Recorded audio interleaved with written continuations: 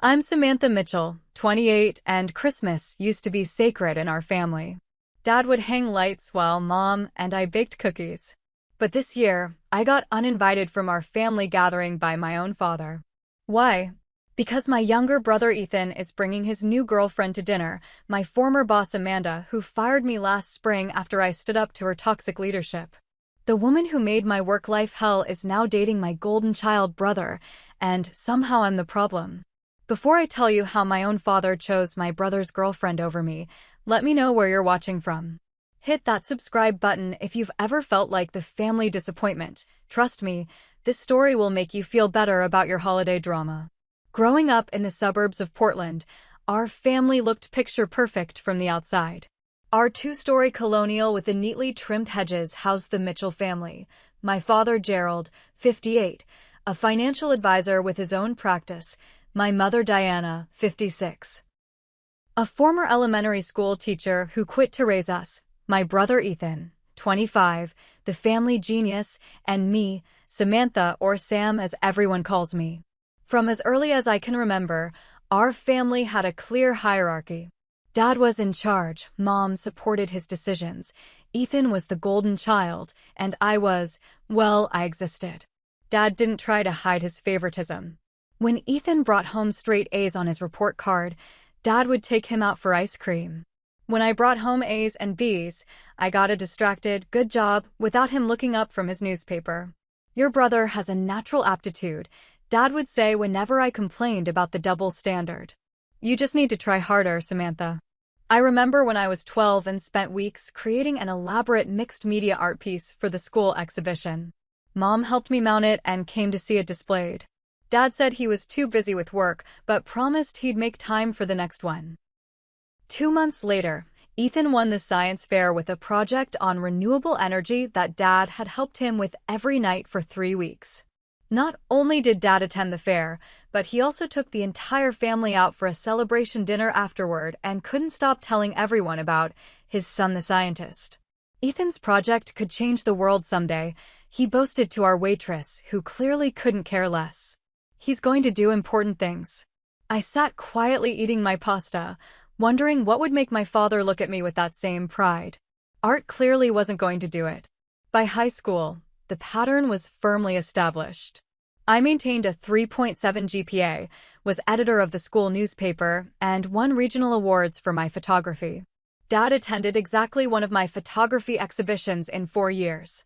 Meanwhile, Ethan was valedictorian, president of the robotics club, and received scholarship offers from MIT, Stanford, and Caltech. Dad bragged about him to anyone who would listen and personally drove him to tour each campus. Mom tried her best to balance the scales. She'd slip into my room after particularly difficult family dinners where Dad had spent the entire time interrogating me about college applications while praising Ethan's latest accomplishment. "Your father loves you, Sam," she'd say, perching on the edge of my bed. "He just doesn't understand creative people. You're so much like my sister Judith, and she's had a wonderful life as an artist." But Mom's attempts at mediation always fell short because she never actually stood up to Dad. She'd nod sympathetically when I expressed hurt feelings, but in family discussions, she inevitably sided with Gerald to keep the peace. Christmas was always my favorite time despite the family dynamics. I loved our traditions. Picking out a fresh tree the weekend after Thanksgiving, unpacking ornaments with stories attached to each one, Mom's famous eggnog, and Dad actually relaxing for once. On Christmas Eve, we'd drive around looking at lights while drinking hot chocolate, then come home to open one present each before bed. Christmas morning meant cinnamon rolls, matching pajamas, and hours of unwrapping gifts while Christmas music played. Even as the golden child/disappointment dynamic intensified over the years, Christmas remained sacred. It was the one time Dad seemed to see me as equal to Ethan. We both got thoughtful gifts, we both received warm hugs, we both belonged. That's why being banned from Christmas this year cut so deeply. It was the final confirmation that I would never be good enough in my father's eyes. By senior year of high school, I'd stopped trying to win Dad's approval and focused instead on forging my own path. I applied to journalism programs despite Dad's insistence that I should study business or at least communications marketing. Journalism is a dying field, Samantha, he lectured during my college decision period. Newspapers are folding left and right. There's no stability, no future. Ethan's computer science degree will set him up for life. But for once, I held firm. I want to tell stories that matter, Dad. Not everything is about money. The look of disappointment on his face was so familiar by then that it barely stung. I went to the state university with a partial scholarship and majored in journalism with a minor in photography. Meanwhile, Ethan went to Stanford on a nearly full ride to study computer science and artificial intelligence. The trajectory of our lives, and our father's perception of our worth, was set. I graduated with honors from the journalism program, walking across the stage to polite applause from my parents. Dad managed a tight smile and a brief congratulations before turning to tell a nearby parent about Ethan's summer internship at a Silicon Valley startup. Fresh out of college, I landed an entry-level position at the Portland Observer while Ethan scored a prestigious tech internship that paid more than my full-time job. I lived with 2 roommates in a cramped apartment while Ethan's company subsidized his housing in San Francisco. Just part of paying your dues, Dad said when I complained about my starting salary. Though if you'd chosen a more practical field, the Observer was a traditional newspaper struggling to adapt to the digital age. I wrote local interest pieces, covered city council meetings, and occasionally contributed to the lifestyle section. My editors appreciated my work ethic and clean copy, but advancement was slow in a shrinking industry. After 3 years, I was still making barely enough to cover rent and student loans. Meanwhile, Ethan had received 2 promotions and was now leading a development team at age 24. Dad never failed to mention this whenever we discussed my career. Seeking better opportunities, I applied for a position at Pulse Media, a digital news platform with a growing audience. The salary was better and the role offered more creative freedom. After 3 rounds of interviews, I got the job as a content creator focusing on social issues and community reporting. That's where I met Amanda Reynolds. Amanda was 32, had a marketing degree from Columbia, and had worked her way up to content director at Pulse in just 4 years. She had sleek blonde hair always pulled into a tight ponytail, wore designer clothes I couldn't afford on my salary, and had a habit of making cutting remarks disguised as constructive feedback. "This piece lacks depth, Samantha," she'd say, sending back an article I'd spent days researching. "Maybe try actually talking to people affected by the issue?" Just a thought. Or, the deadline was 5 p.m., not 5:07. In this industry, timeliness matters more than excuses about interview subjects canceling. At first, I tried harder to impress her. I came in early, stayed late, triple-checked my sources, and polished every sentence. Nothing was ever good enough. Worse, I began noticing that my best ideas would mysteriously appear in the content calendar assigned to other writers, while I got stuck with mundane local coverage. The breaking point came during an editorial meeting 6 months into my time at Pulse. I had pitched a series on housing inequality in Portland's rapidly gentrifying neighborhoods, complete with interviews I'd already lined up and statistics I'd researched on my own time. "This has potential," Amanda said, making notes. "We'll need to approach it from a more balanced perspective, though. Let's assign this to Derek." "But it's my pitch," I objected. "I've already done preliminary interviews and data collection." Amanda's smile didn't reach her eyes. "And we appreciate your initiative. But Derek has more experience with economic reporting. You can share your contacts with him." After the meeting, I watched as she took Derek aside and spoke animatedly about her vision for the housing series. 2 weeks later, the first article appeared under Derek's byline, with Amanda credited as contributing editor. My interviews, my research, my story idea, with no acknowledgement of my work. That night, I cried on the phone to my mother. "It's so unfair. She's taking credit for my work while sidelining me." "Maybe she just thinks Derek can handle it better," Mom suggested. "Have you tried asking for more guidance from her?" "Mom, she's stealing my work," I insisted. "This isn't about professional development." "Well, sometimes we have to adapt to difficult managers, sweetie. Your father says." "I don't care what Dad says. I snapped. Not everything is a lesson in how I'm not trying hard enough. The final straw came when Amanda edited one of my articles about a local environmental protest, removing quotes from activists and inserting statements from the corporation they were protesting against, completely changing the story's focus and accuracy. When I confronted her privately about the ethical issues, she dismissed my concerns. The company is an advertiser, Samantha. We need to maintain relationships. This is why you're still stuck at the contributor level. You don't understand the business side of media. The next editorial meeting, I spoke up when Amanda presented the quarter's wins to our executive editor, taking credit for increased engagement on stories, including my environmental pieces. Actually, I interrupted. I have concerns about editorial integrity. My reporting on the Riverside protest was substantially altered to favor an advertiser, removing verified sources and inserting corporate statements I never collected. The room went silent. Amanda's face flushed red, then settled into a cold mask. Samantha is still learning about balanced reporting, she said smoothly. We can discuss this offline. But our executive editor, Martin, looked concerned. Let's talk more about this after the meeting, both of you. That conversation never happened. Instead, I was called to HR the next morning and informed that I was being terminated for failure to meet editorial standards and company values.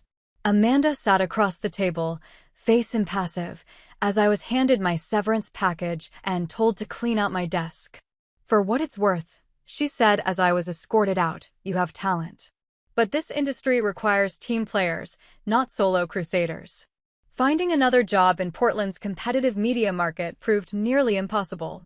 Amanda was well-connected, and while nobody said it directly, I suspected she was bad-mouthing me to potential employers. After 3 months of rejections, I pivoted to freelance content creation. Writing for smaller publications, managing social media for local businesses, and picking up photography gigs when possible. The pay was inconsistent, but I was slowly building a client base. Meanwhile, Ethan had joined Spherenova, a hot tech startup developing AI solutions for healthcare, and was quickly becoming their rising star.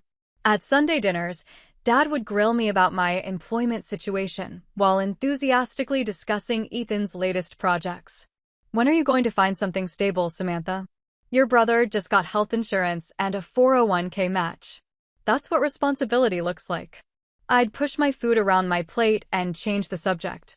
The irony wasn't lost on me. I'd been fired for showing journalistic integrity, the very quality my college professors had insisted would make me successful.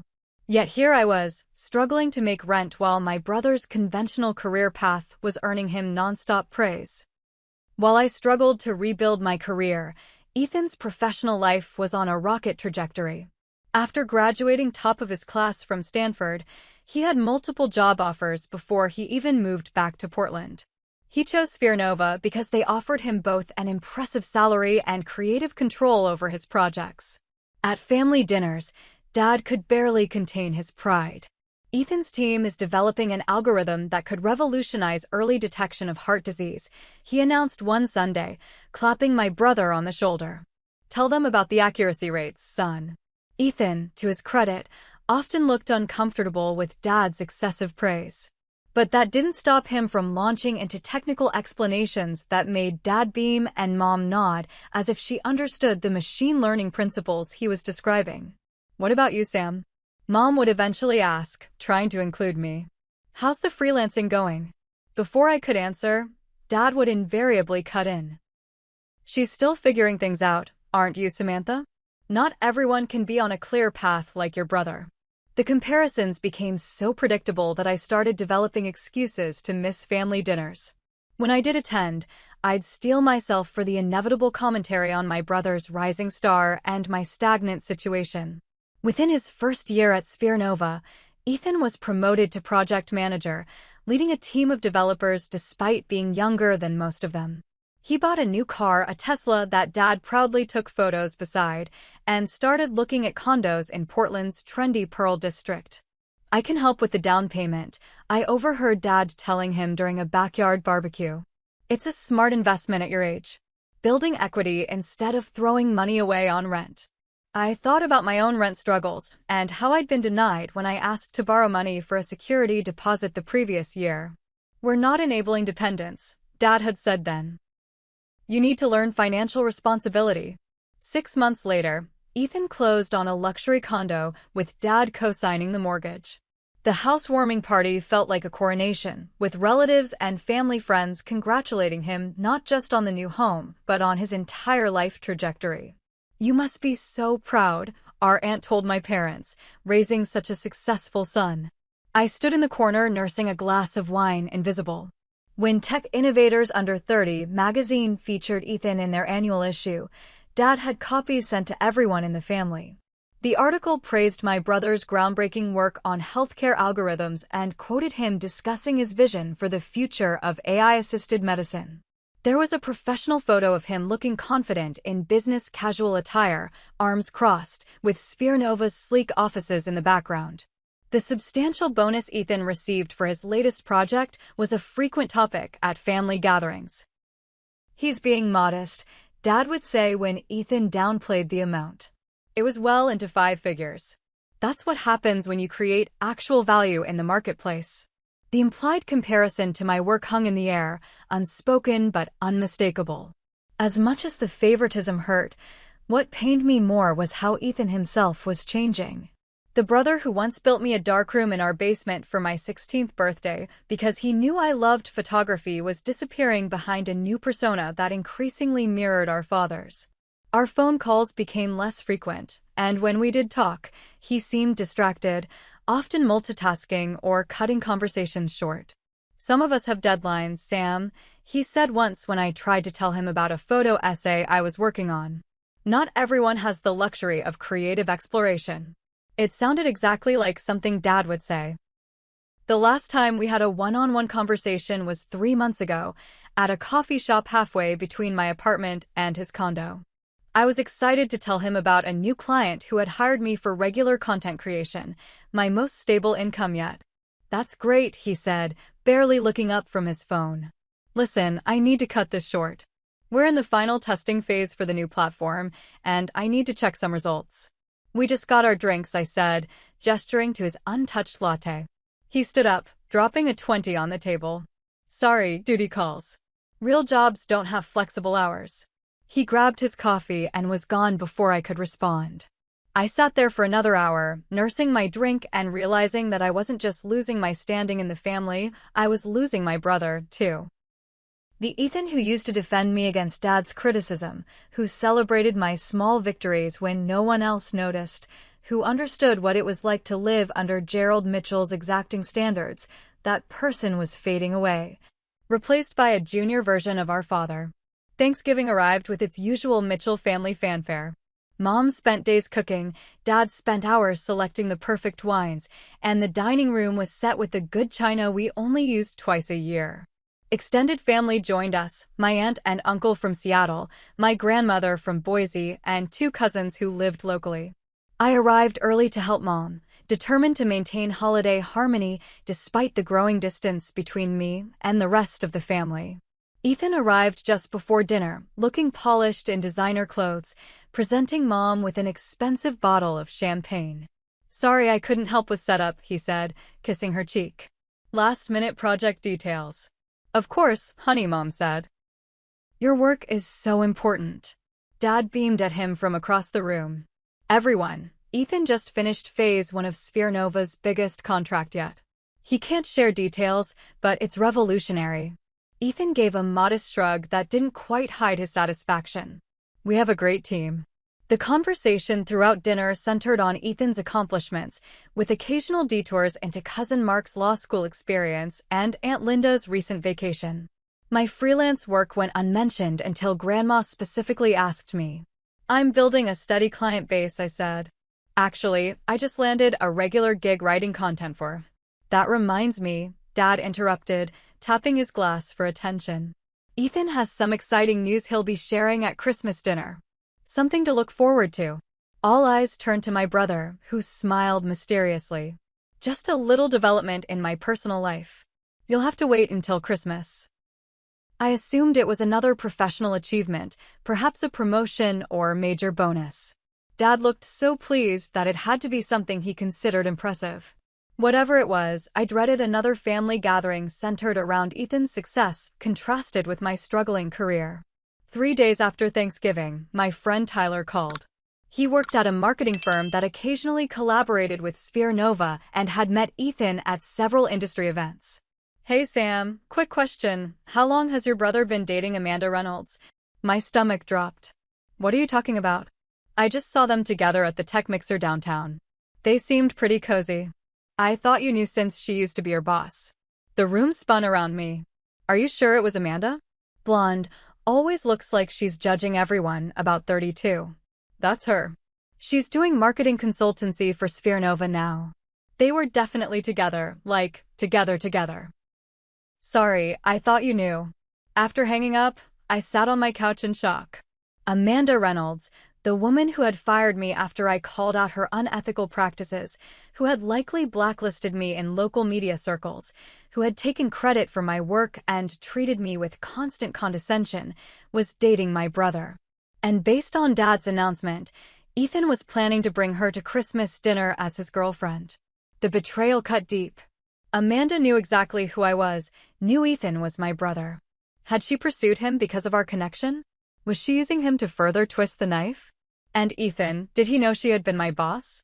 Had she told him her version of why I was fired? Memories of Amanda's worst moments flooded back. Her dismissive, "That's not how we do things here, Samantha," when I suggested more diverse sources for stories. The time she criticized my appearance during a client meeting. Professional journalists don't dress like college students. Her habit of sending critical emails at 11 p.m. and expecting immediate responses. The way she took sole credit for a feature package my team had created while she was on vacation. I thought of Amanda sitting at our family Christmas table, drinking from holiday mugs, exchanging gifts, integrating herself into the Mitchell family while I sat across from her. Expected to smile and welcome the woman who had damaged my career and confidence. With shaking hands, I called Ethan. It went a voicemail twice before he finally answered. "I'm in the middle of something, Sam. What's up? Are you dating Amanda Reynolds?" A pause. "How did you? Is it true? Are you dating my former boss?" He sighed. "Yes, we've been seeing each other for a couple months. I was going to tell you before Christmas, but she fired me, Ethan. She stole my work. She lied about me. I know your version of events," he cut in, his voice cooling. "Amanda told me what really happened.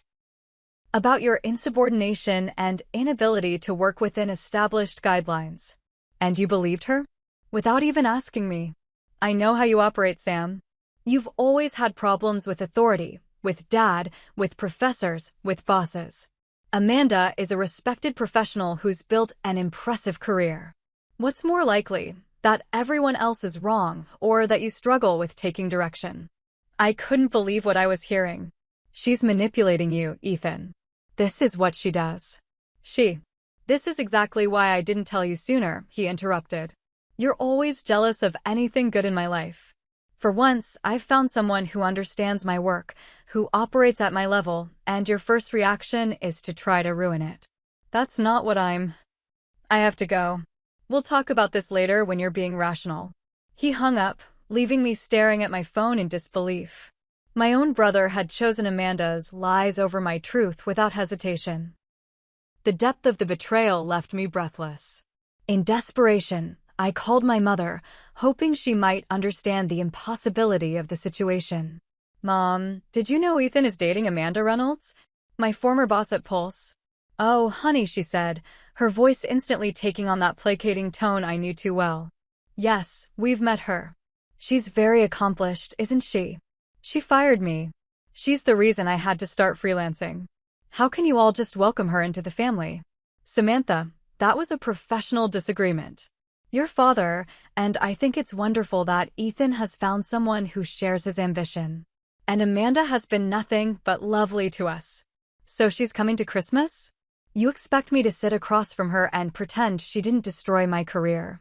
I think this is an opportunity for you to show maturity," Mom said gently. "These things happen in professional lives. Your father says. I don't care what Dad says. This isn't about maturity. It's about loyalty. My own family is siding with someone who hurt me deliberately. No one is taking sides, honey. But Ethan is bringing Amanda for Christmas dinner, and we expect everyone to be civil. That's not too much to ask. After that unsatisfying conversation, I knew there was only one person left to appeal to, though I had little hope of a sympathetic ear. I called my father directly, something I rarely did. "Samantha," he answered, his tone already indicating he knew why I was calling. "Your mother tells me you're upset about Ethan's girlfriend." "Dad, she was my boss. She fired me after I reported ethical violations. She's not a good person. Amanda has explained the situation to us. She said you had trouble adapting to professional standards and refused guidance. These things happen in careers. And you believe her version without question? Without even asking me what happened. I know you've struggled with accepting criticism, Samantha. From what Amanda describes, you rejected her mentorship and created conflict in the workplace." My blood boiled. Mentorship? She took credit for my work. She changed my reporting to please advertisers. That's not mentorship, it's exploitation. This attitude is exactly what Amanda described, Dad said coldly. Always blaming others for your setbacks instead of looking inward. So that's it? You're choosing a woman you barely know over your own daughter. No one is choosing anyone over anyone. But Ethan has found a successful, accomplished partner who shares his values and ambition. Maybe if you had Amanda's work ethic, you wouldn't be struggling. That was the breaking point, the culmination of years of comparisons, dismissals, and conditional love. 20 years of diminishment erupted at once. "My whole life, nothing I've done has ever been good enough for you," I said, my voice shaking. "I've worked hard. I've built a career doing something meaningful to me. I've stood up for my principles, and you've never seen any value in it because it doesn't fit your narrow definition of success. Ethan could bring home a serial killer, and you'd find a way to praise her ambition." "You're being ridiculous and immature," Dad said. "If you can't be civil to your brother's girlfriend at Christmas dinner, then perhaps you shouldn't attend." "Fine. I won't come." "Don't be childish. This family has certain expectations." "No, this family has one expectation, that everyone worships at the altar of Ethan. I'm done pretending that's normal or healthy. If that's your attitude, then yes, it's better you don't join us for Christmas. Call me when you're ready to apologize and act like an adult." "Apologize? For what?" "For expecting my family to care about my feelings. For creating drama over your brother's happiness. For refusing to move past professional disagreements like a mature person. For always making everything about you. I'm not coming to Christmas if Amanda is there. That's my boundary. Then I guess we won't see you at Christmas." His voice was cold. "Your choice, Samantha." And, just like that, I was officially banned from the family Christmas gathering, not for anything I'd done, but for refusing to pretend that my brother dating my toxic former boss was something to celebrate. The phone call with my father played on repeat in my mind for days afterward. I couldn't believe he had actually banned me from Christmas, our sacred family tradition, because I wouldn't sit across the table from Amanda Reynolds and pretend she hadn't nearly destroyed my career. "Maybe if you had Amanda's work ethic, you wouldn't be struggling." The words stung like a physical slap. After all these years, Dad still saw me as lazy or incompetent rather than someone who had chosen a challenging path and faced genuine obstacles.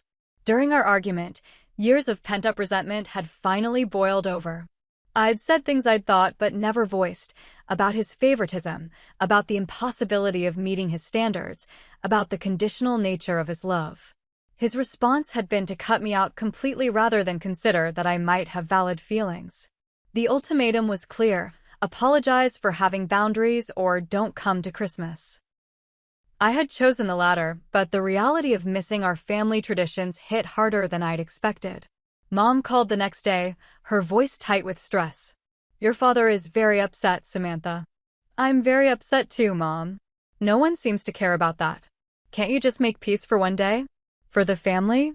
"By make peace, you mean pretend I'm fine with Amanda dating Ethan? Smile while she sits in our house after what she did to me. Sometimes in life we have to be the bigger person. Why is it always me who has to be the bigger person? Why is it never Dad or Ethan?" Her silence was answer enough. The pattern was so established that she couldn't even question it. "I love you, Mom," I said finally. But I won't come to Christmas if Amanda's there. That's my limit. Then I guess we'll see you after the holidays, she said softly before hanging up. In the days that followed, depression settled over me like a heavy blanket. I went through the motions of my freelance work, meeting deadlines, but producing nothing inspired.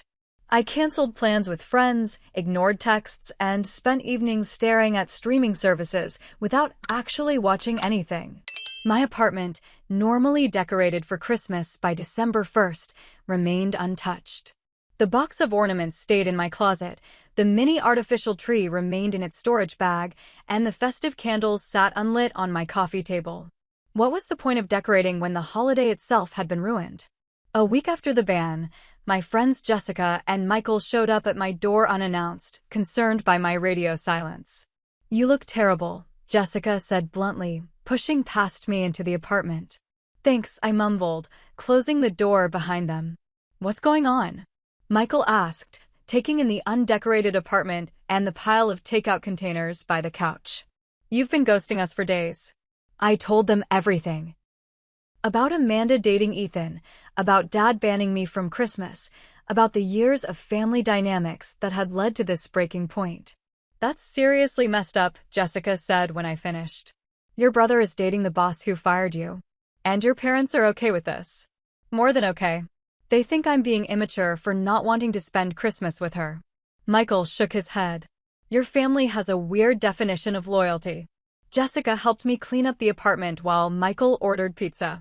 They stayed late into the night, watching bad movies with me and trying to lift my spirits.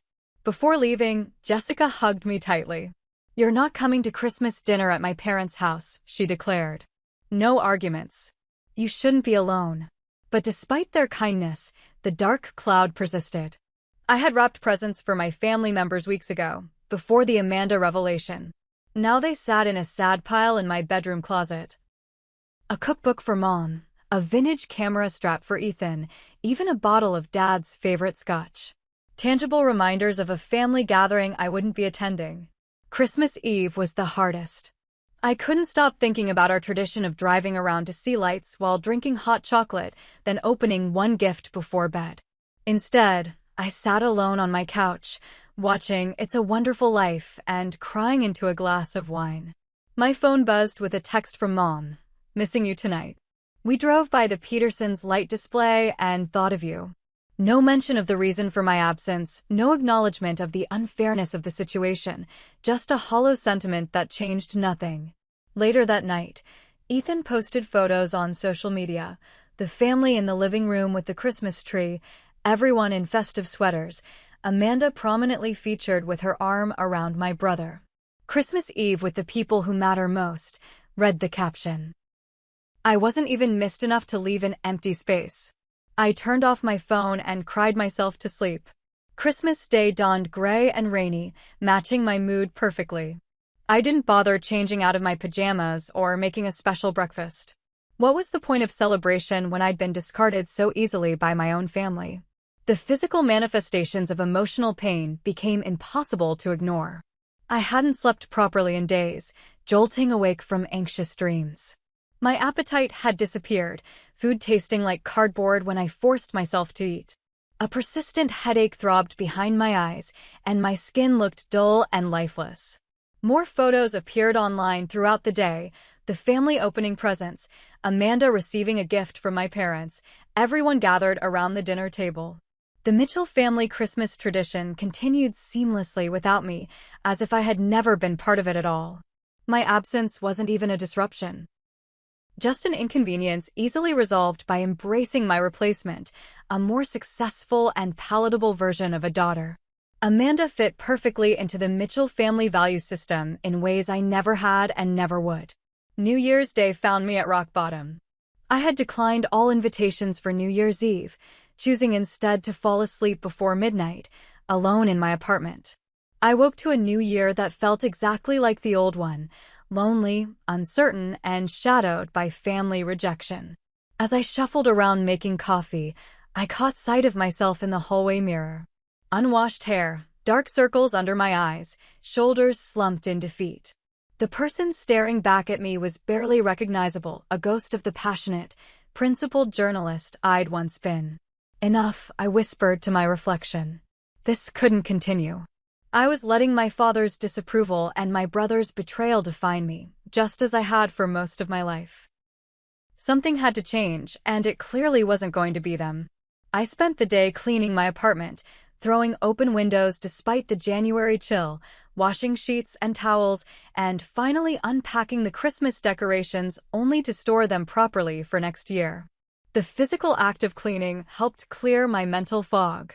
While organizing my home office, I found a folder containing awards and recognition I'd received throughout my journalism career, certificates from college competitions, a letter from a domestic violence survivor thanking me for telling her story with dignity, positive feedback from editors on particularly challenging pieces. These were tangible reminders that my work had value, regardless of my father's assessment or Amanda's sabotage. I had skills that mattered and principles worth standing up for, even at personal cost.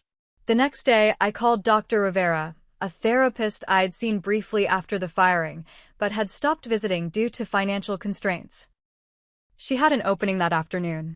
Family rejection hits particularly hard during the holidays, she said after I'd recounted recent events. But I'm curious about the patterns you're describing. This dynamic with your father isn't new, is it? For the next hour, we unpacked the Mitchell family system, Dad's narcissistic tendencies, Mom's enabling behavior, Ethan's golden child status, and my role as the family scapegoat. Your father seems to value people based on a narrow definition of success, Dr. Rivera observed. External validation, conventional achievement, financial status. You've chosen a path that prioritizes integrity and meaning over those metrics, which threatens his worldview. But why would that threaten him? Why can't he just let me live my life? Because your choices implicitly question his values. If there are valid ways to measure success beyond wealth and status, then perhaps his own choices deserve examination. Most people find that uncomfortable. We discuss strategies for setting boundaries without expecting my family to change, because they likely wouldn't. You can't control their behavior or perspectives, Dr. Rivera said. You can only control your response. The question becomes, what kind of relationship is possible given who they are, not who you wish they were?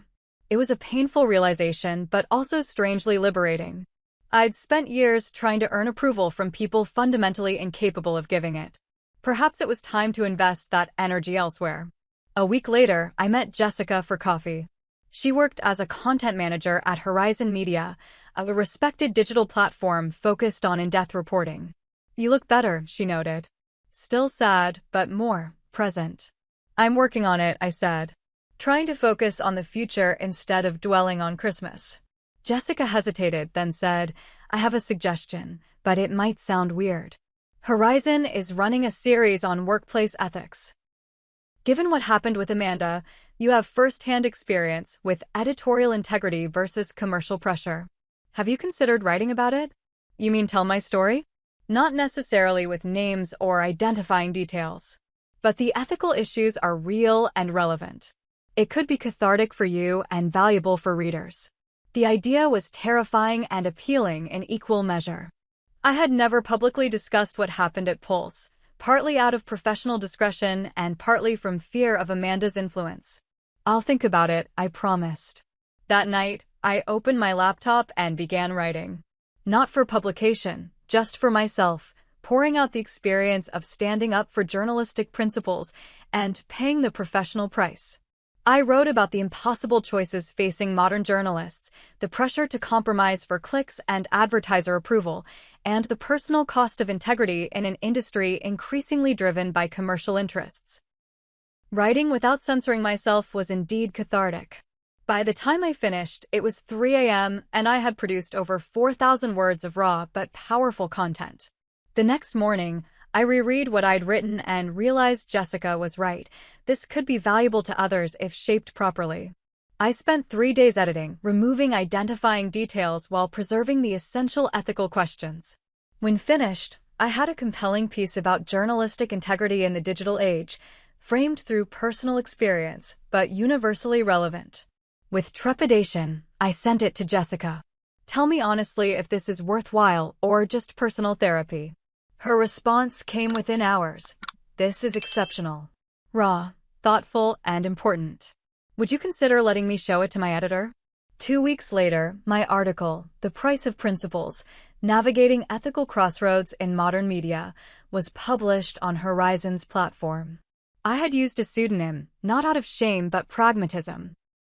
I still needed to work in this industry. The response was immediate and overwhelming.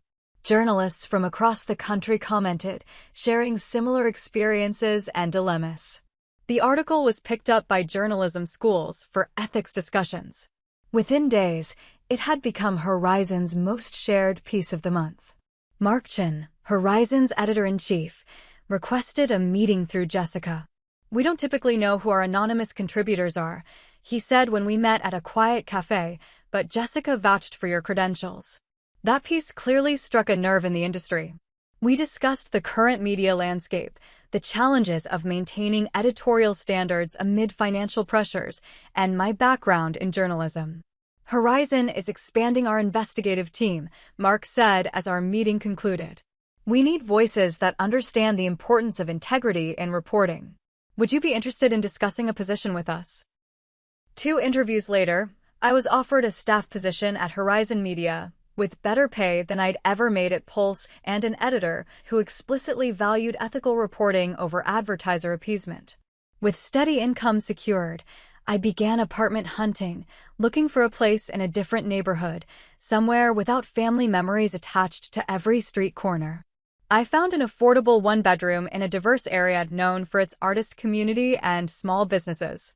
My first assignment at Horizon was covering housing policy changes affecting low-income communities, exactly the kind of meaningful reporting I'd always wanted to do. My editor provided constructive feedback that made my work stronger without undermining my confidence or stealing credit. For the first time in months, perhaps years, I felt professionally valued and personally at peace. The Mitchell family drama hadn't disappeared from my mind, but it no longer dominated my thoughts or defined my self-worth. 3 months after starting at Horizon, I had settled into a productive routine. My articles were regularly featured on the site's front page, I had made friends with several colleagues, and my new apartment finally felt like home. The pain of Christmas had faded to a dull ache rather than an acute wound. Then came the unexpected call from Ethan. "Sam? Do you have a minute to talk?" His voice sounded different, humbled, perhaps even sad. Gone was the condescending tone that had colored our recent interactions. "I'm listening," I said, neither welcoming nor rejecting the conversation. "Amanda and I broke up." Of all the things I expected him to say, this wasn't on the list. "Oh, I'm sorry to hear that." And surprisingly, I meant it. Despite everything, I didn't want my brother to be unhappy. "No, you're not," he said with a hollow laugh. "And you shouldn't be. You were right about her." I sat down, processing this admission. What happened? I found out she was using me to get connections at Spherenova. She'd been feeding information about our projects to a competitor where her friend works. When I confronted her, she didn't even deny it, just said it was how the game is played, and I was naive to think otherwise. The revelation didn't surprise me, but I took no pleasure in being proven right. "That sounds like Amanda." "I should have listened to you," Ethan said quietly. "I'm sorry, Sam. Really sorry. I chose someone I barely knew over my sister who's always had my back. I don't expect you to forgive me, but I needed you to know I was wrong." The apology felt sincere, but I wasn't ready to simply move past months of hurt with a single conversation. "I appreciate you saying that. It matters that you recognize what happened. Could we maybe get coffee sometime? Talk in person?" I hesitated. Part of me wanted to protect myself from further disappointment, but another part recognized that Ethan was making a genuine effort, something rare in the Mitchell family. "Okay, coffee. But just to talk. I'm not promising anything beyond that." We met the following weekend at a neutral cafe halfway between our apartments. The conversation was awkward at first, both of us unsure how to bridge the chasm that had formed between us. "I read your article," Ethan said after we'd exhausted small talk about the weather and our jobs. "The one about journalistic ethics. Jessica showed it to me." "You talked to Jessica?" "I reached out after everything blew up with Amanda. I wanted to understand your side better." She made me read your piece before she'd even consider telling me how to contact you again. I made a mental note to thank Jessica for her loyalty. And it was eye-opening. The situations you described. The pressure to compromise, the theft of credit, the retaliation when you stood up for principles, it all matched what you'd told me about Amanda. But I didn't believe you then because Dad didn't. I finished for him. Ethan nodded, looking down at his coffee. I've been thinking a lot about how I became exactly what Dad wanted, including adopting his dismissal of your career choices. Somewhere along the way, I started seeing you through his eyes instead of my own. That hurt more than anything, I admitted. We used to be a team against his impossible standards. Then suddenly you were on his side of the divide. Success is seductive, Ethan said. Being the golden child comes with privileges, but also expectations. I was so afraid of losing Dad's approval that I became a version of myself I don't particularly like. For the first time in years, we had an honest conversation. About our childhoods, about Dad's toxic favoritism, about Mom's well-meaning enablement, about the divergent paths our lives had taken. No pretense, no performance, just truth between siblings who had once been close. I don't expect us to immediately go back to how things were, Ethan said as we prepared to leave. But I'd like to try to rebuild. On equal terms this time. Not as the golden child and the black sheep, just as brother and sister. I'd like that too, I said, surprising myself with how much I meant it. A week later, Mom called to invite me to Easter dinner. The whole family will be there, she said cautiously. Your father included. Is he aware I'm invited? Of course. It was his idea, actually. That seemed unlikely, but I wasn't going to argue. I'll come on one condition: no comments about my career choices, my living situation, or comparisons to anyone else's achievements. I'm not putting myself back into a situation where I'm made to feel inadequate. I'll make sure everyone understands, Mom promised. Easter dinner was as awkward as expected. Dad offered a stiff greeting, but no apology for Christmas.